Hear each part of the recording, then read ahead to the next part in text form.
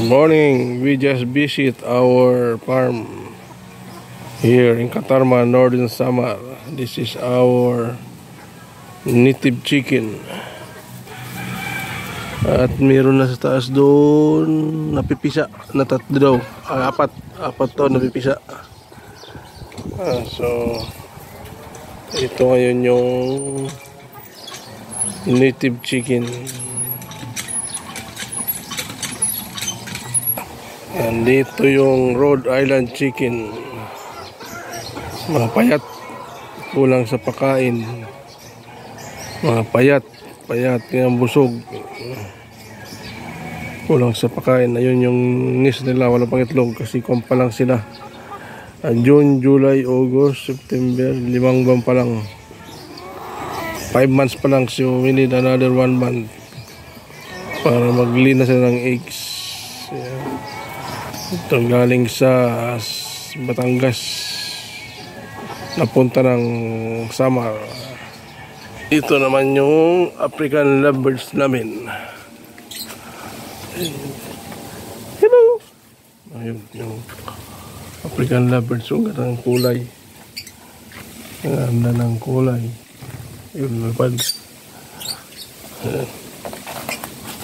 Yung iba nito ay nandun sa bahay namin. Palipat-lipat lang sila. Ito naman yung aming ornamental fish. Ornamental fish. Andito yung Zebra Danio. Tapos dito naman yung dito nilipat. Walang laman. Ito naman yung barb, tiger barb, green barb at saka red barb. Ito yung mga muli namin, muli. Yan, goldas. Muli. Goldas. Ito yung balloon. Malaki na yung balloon namin. Ito yung long body muli. Dito yung angel fish. Mahihain eh. Mahihain yung angel fish. Mahihain. Yan. Hindi pa lang laman. Mga anak na lang to, mga anak. Ayan. Marami dito mga muli. Muli.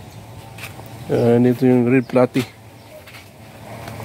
Red platy at may halong gourami. Yan ang kulay ng red platy. Goldas. Ito muli pa rin.